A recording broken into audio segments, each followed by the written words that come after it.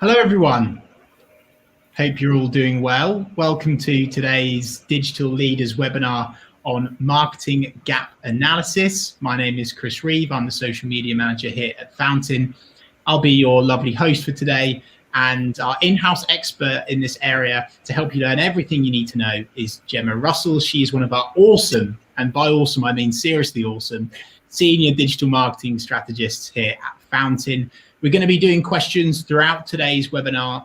If you want to ask a question, feel free to simply drop it in the YouTube comment section and I'll bring it up on screen for Gemma to ask throughout. So Gemma, over to you now. Please take it away.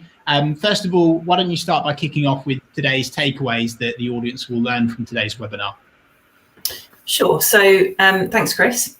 Obviously, as Chris said, I'm going to be talking about marketing gap analysis today. So the three key takeaways. So first of all, how to actually complete a competitor gap analysis. Secondly, ensuring that your marketing strategy is intrinsically linked to your business objectives. And thirdly, how to create a marketing roadmap to guarantee future success. That's fantastic. Thank you, Gemma. I'm really looking forward to learning more myself in full detail.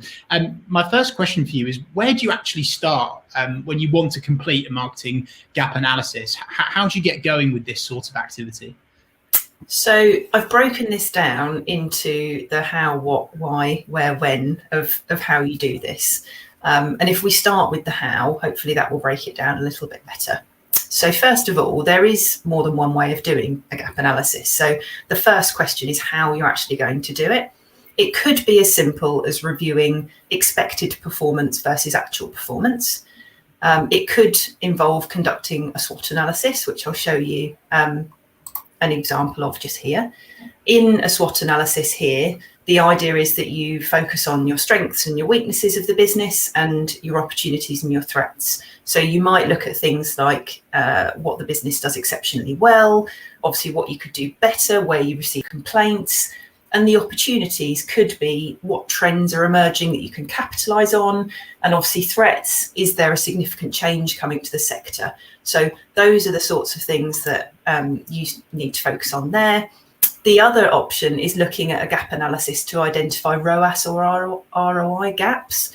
Now, there are plenty of other ways to do it, but they're just three kind of key examples. So if we then talk about the what, so what actually is the gap analysis? Well, it's a comparison of your current state versus your desired future state. So in layman's terms, we're talking about where you are now and where you'd like to get to. So if I use an example to illustrate, obviously the current state could be that your marketing is heavily reliant on third-party cookie data, and your desired future state is to maximize the collection of GDPR compliant first-party data, for example. So that could be something that you focus on there. Then if we move on to the why, so why would you want to do a marketing gap analysis? Well, it helps you be honest about where you are now. Obviously, honesty is always a good place to start. It's not about finger pointing. It really is just about creating a shared plan to help get things back on track. And it also really helps you to maximize your strengths, really focus on what you're good at. So they're all really, really good examples. I think the where is actually more crucial as well. So where do you actually put this? So we use software here at Fountain. We tend to use things like Miro, which is a MIRO, which is a visual collaboration software. Now, really, I think any collaborative software, so it could be the Google Suite or Microsoft Suite, anything like that, just where everybody in the team can access. But thinking about things like that, it's always a really good place to start, even though I know it sounds really, really simple. And when? Well, how often should you do it? This is really about focusing on longer term goals. So ideally, I'd make it certainly no more than a quarterly exercise, possibly even 6 monthly or annually, something like that. That's fantastic, Gemma. Thank you. And my next question is, how can you uncover the marketing tactics perhaps employed by your competition? I think this would be really interesting to find out a little bit more about this, if you don't mind taking us through that. Sure. So if we use that third-party cookie first-party data issue as a bit of an example, the first step would be to list 3 to 5 competitors. Now, that could be a really, really simple task, or it could be more complicated. I think that does depend on your industry and who you truly think that you're competing with. The first step would be to look at the competitors' websites, of course, and I'll just show you an example of a gap analysis just to kind of give you a sense of what we're talking about here, a competitor gap analysis. So you can see here what we've done is looked at where a business is versus where 4 competitors are, just so you can see. And this was obviously looking at what they're using on their website and what software they're using and where their calls to actions are, that kind of thing. So obviously it does depend on the purpose and what you're actually looking to try and achieve there. But that's just to kind of give you a sense of what we're talking about here. Now, to find that kind of information out, you can use Chrome plugins if you use Google Chrome, that is, of course, such as Built With. Now, Built With can be really useful because it can show you which analytics, tracking software and measurement tools your competitors are using. That means that you can discover what they measure and what advertising platforms they're using, etc. So that can be quite insightful and useful if that's part of the sort of thing you're looking at. Secondly, tools such as SEMrush, for example. Now, you may have different tools that do similar kinds of things, as there are a few out there, but we tend to use that for competitor keyword research. So where this can be useful is you can see if they're currently running advertising, that is, you can see their keyword portfolio, or you can get a sense of that. You can actually literally do a keyword gap analysis as well. So you can literally see the keywords that your competitors are, you're missing out on, that your competitors are bidding on. The way that I find it really, really useful is you can see how reliant your competitors are on non-branded search terms versus branded. Now, the reason that I think that's really useful, and if I give you an example, so we've had a client in the past where their main competitor had a very, very strong brand, and actually their keyword portfolio was about 80% branded terms. And that really shows they don't need to bid on non-brand, sorry. And that really shows you where they are and perhaps where you might be in comparison and where you'd like to get to. So that kind of thing can give you a really good sense of how they're getting their leads, how they're getting their business. You can also use all of that information that you've gained to find opportunities to increase your reach across other platforms. If there are some that you've missed, for example, you might find your audience are in places you'd never thought of. So it can open up some opportunities there as well. In the same thing in terms of software as well, exactly the same theory. There might be bits of information that you're not getting, and they're using some really interesting software solutions. So that can also open up some ideas there. So really the idea is all of this information together does really give you an idea of how far ahead of the curve your competition are compared to you, or in fact the opposite, how far ahead of the curve you may be compared to your competition. So wow, Gemma, so much value already, thank you.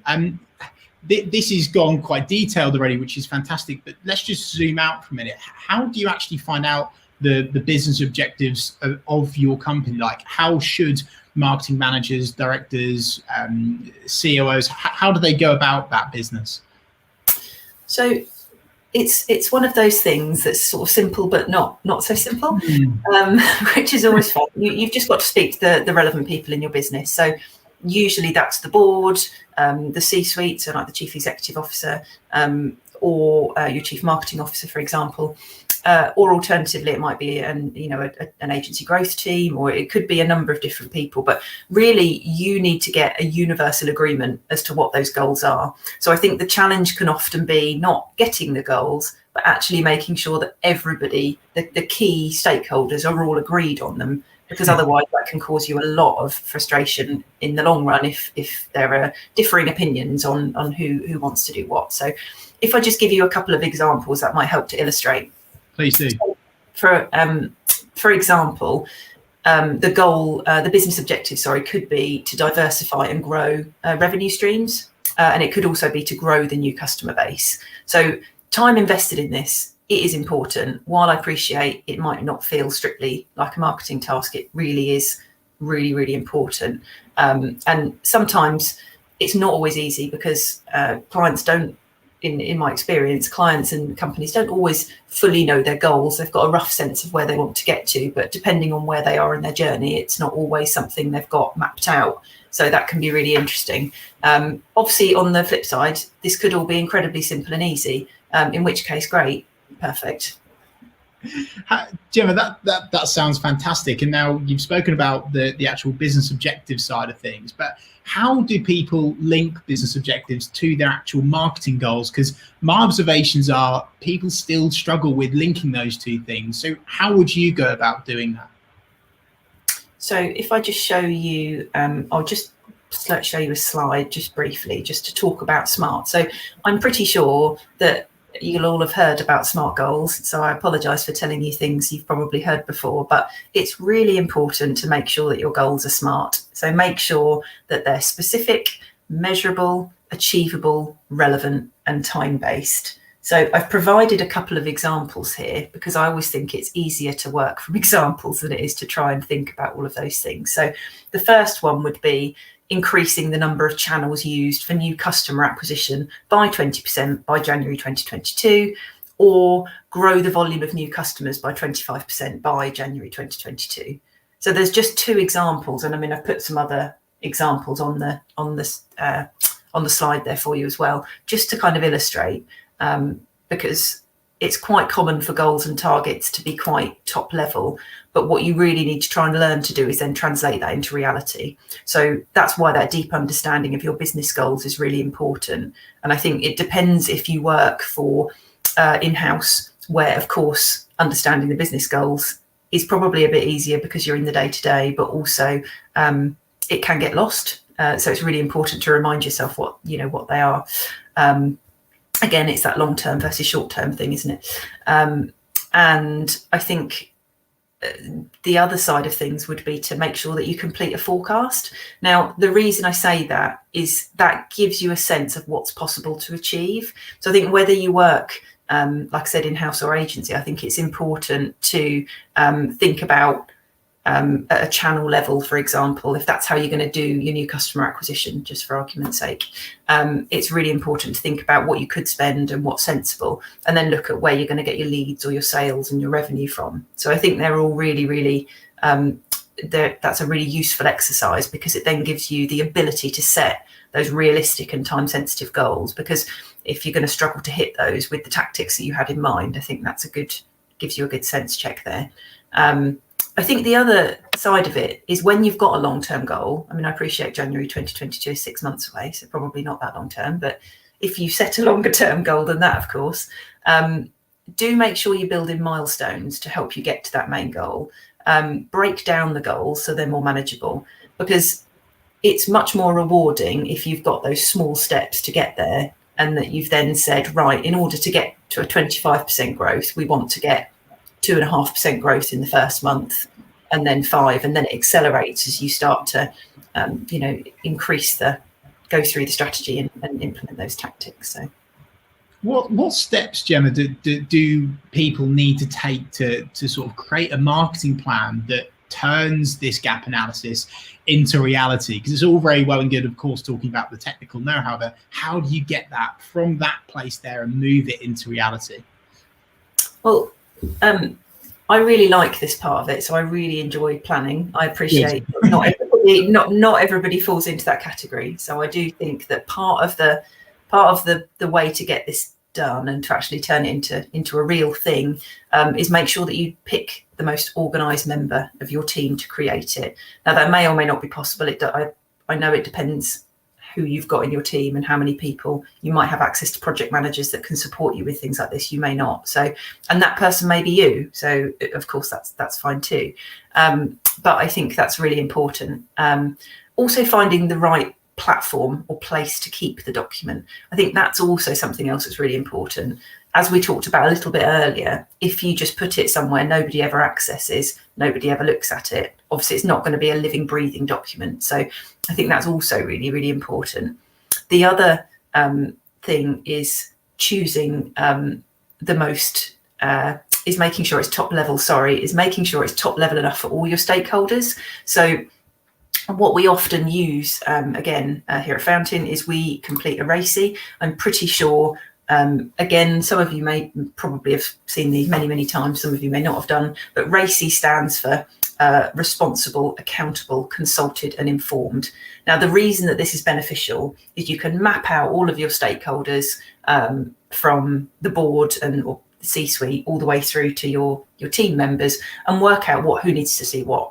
And that really helps you to plan how many layers, if you like, of the marketing plan you're going to need, because obviously that can be, again, it kind of makes it more useful. So you might need a more summarized version for the board, for example, and just a more detailed version for the day-to-day. There might be extra layers in there. I think it's just really what works for you. I think if you think about all of those things before you start, that is a really good starting point. So obviously we've said it already, but start with the end in mind, start with your SMART goals. So that's obviously, you've done that bit, you've ticked that box, you know what you're trying to achieve. It's a really best place to start.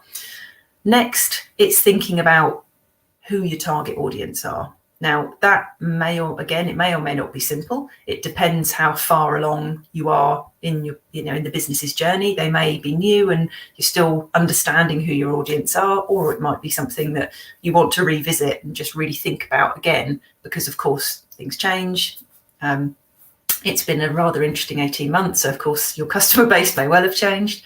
But we tend to use an empathy mapping process. There are other tools to define that, but what you really want to drill down into is what your audience's pain points are and what problems they're trying to solve. Now that may or may not be applicable, because in some cases it might be a slightly different product, but fundamentally that can usually give you a really good starting point.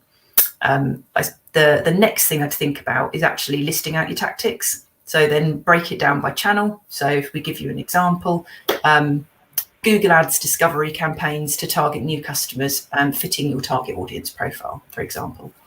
And lastly, it's budgets. How much of your annual marketing budget are you able to dedicate to this, or what percentage? I think they're all the things that I would think about. That's so good, Gemma. Thank you for sharing all of that. Absolutely fantastic so far. Must emphasize, if anyone does have any questions you want Gemma to answer live, feel free to get them in on the YouTube comment section, and I'll bring those up on screen just before the end. If not, do not worry, we will get to them another time. Gemma, so you implement this, you get it alive, it becomes a thing, it becomes reality, but how can you ensure that this is actually robust? I think it's really important to collaborate with your team. So asking for feedback and getting input from your team so that it's not you dictating what the plan's going to be.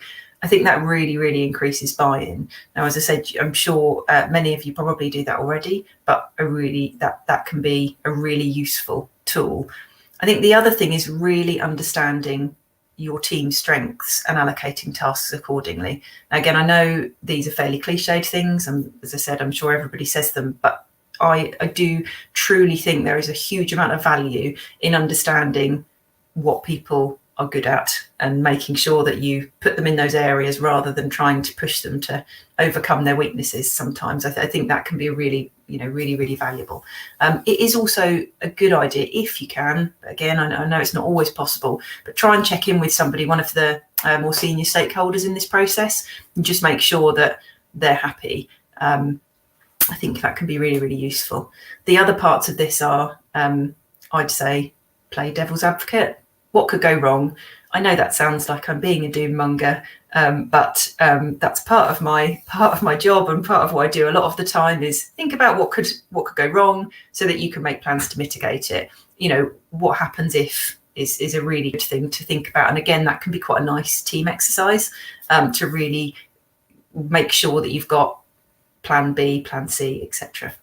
I think also think about the marketing mix. So make sure that you're not reliant, or too reliant, I should say, on one channel or tactic to achieve your goals. Make sure that there is a mixture of different things, because again, if that one channel or that one tactic doesn't go to plan, well, your whole plan might not go to plan. So I think that's really important.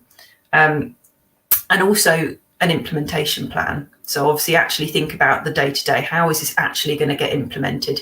A lot of people find it difficult to translate a wider plan to reality. Like that's something that gap between your blue sky thinking and the real day-to-day, that can be a bit of a challenge. So really, again, spending time on using Trello or Gantt charts or whatever software or whatever works for you, it's really useful. And I think a bit like the channel side of things, if your entire strategy hinges on the performance, for example, of like 2 or 3 keywords, if you're doing Google Ads or a Microsoft Ads search, you really want to diversify. So I think that's the main message, is diversification. And as I said, make sure you have a plan B and possibly a plan C in your back pocket, because always best to plan. So thanks, Chris. That's all I wanted to cover today. And if anyone has any questions, of course, don't hesitate to get in touch with us at Fountain.